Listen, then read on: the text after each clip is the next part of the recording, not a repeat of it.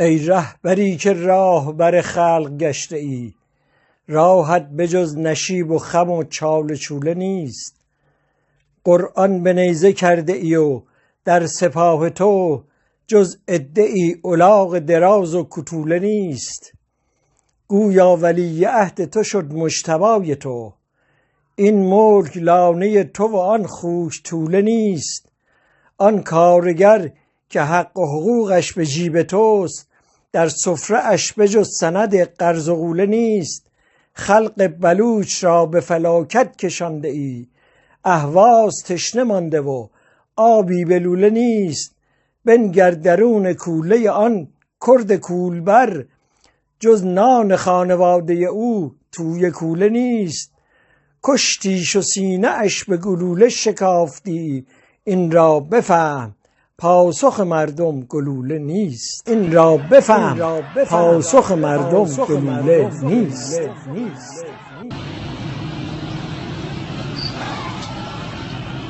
دیدی؟ نگاه کنیم ببینین این جمهوری اسلامیه. تو ناخدای کشتی در هم شکسته ای، تو رهبر جماعت نالان و خسته ای. بر روی خون مردم خود راه می روی، بر گرده خلایق خسته نشسته ای. سرمایه من نصیب فلسطین و غزه شد، یا دود شد به پای انرژی هسته ای. افکنده لنگ پیش تو ضحاک و هیتلر، از پشت دست خولی و چنگیز بسته ای. با پرچمی که نقش بر آن نون و القلم، نان را بریده ای و قلم را شکسته ای. بذر نفاق در دل اقوام کاشتی، ترک و بلوچ و کرد و لر از هم گسسته ای. این کینه تو با همه ایرانیان ز چیست؟ این را بفهم پاسخ مردم گلوله نیست. این را بفهم پاسخ مردم گلوله نیست. دنیا خب دنیای زورگویی است، همه زور میگن، هر کی به توان زور بگه زور میگه. همون که امیرالمومنین فرمود اگر یک زنی به یک افسرش گفت، به یک سردارش گفت اگر یک زنی بهت فحش داد حق نداری جواب بدی. مرد اگر فحاشی کرد تو میتونی بهش جواب بدی. زن باید سکوت کنی. 40 سال جز خرابی و تحریم کس ندید. 40 سال سهم ملت ما جنگ روی جنگ. در کارنامه تو فقط خون روی خون، بیلان ملکداری تو ننگ روی ننگ. با هیچ رنگ ننگ تو زایل نمی شود، حتی اگر هزار رنگ روی رنگ. کشور سپرده ای به مدیران لنگ و کور، یا کور روی کور و یا لنگ روی لنگ. میراث تو خرابی و ویرانی است و بس، دیگر نمانده است به جز سنگ روی سنگ.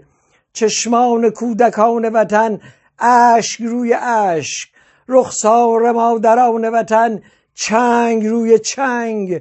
دریای خون شد این وطن از بس که خون گریست. این را بفهم پاسخ مردم گلوله نیست.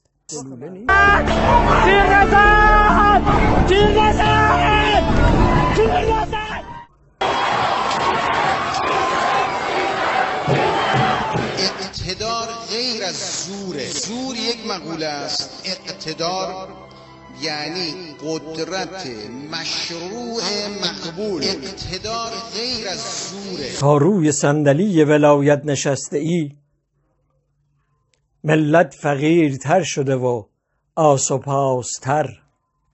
ای روزخان 5 ریالی در حرم، حالا شدی فقیه و کمی با کلاستر.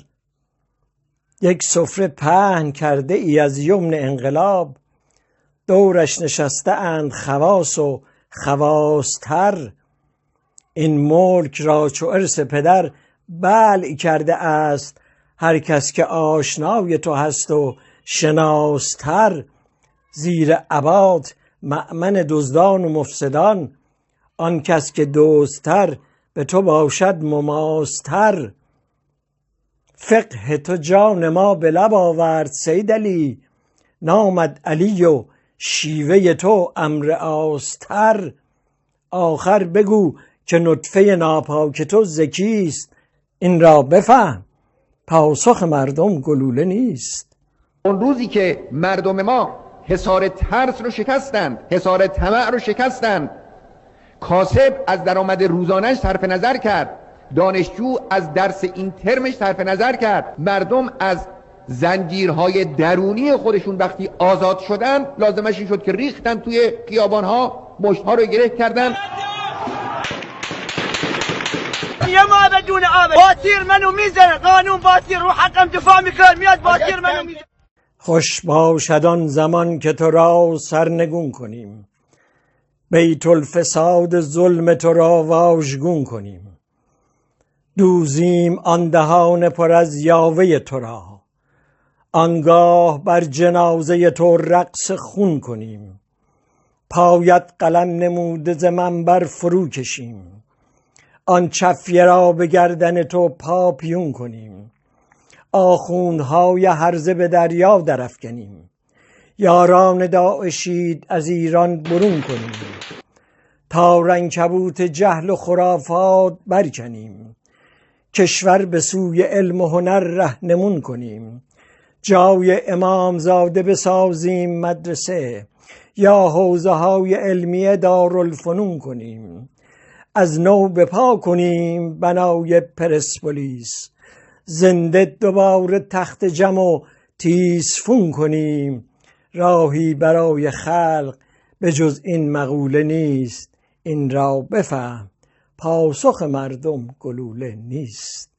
ما مدافع واقعی حقوق بشر و حقوق انسان هستیم و تجاوز به حقوق انسانهای بیگناه و بیدفاع را قبول نداشته و مردود می‌دانیم. ظلم و جنایت چه در قلب اروپا باشد و چه در آمریکا، چه در آفریقا باشد، چه در یمن، چه در سوریه باشد، چه در فلسطین، ما در کنار مظلومان خواهیم ماند. بسیاری از مسائل شرعی به ایمان مردم مربوطه، بسیاری از مسائل شرعی عبادت فردی هست، مربوط به خود طرفه. من همه عمرم بود دوشک کشتی گذشت و اگه یه چیزی ازش یاد گرفته باشم همین بس که زیر بار ظلم و دروغ نرم، زیر بار ظلم و دروغ نرم. روی صحبت من فقط با ایران نیست، مخاطب من هر آدمی که دم از انسانیت میزنه و ذره از شرافت توی دلش هست. سکوت شما یعنی حمایت از ظلم و ظالم، یعنی حمایت از اعدام شدن یه بیگناه.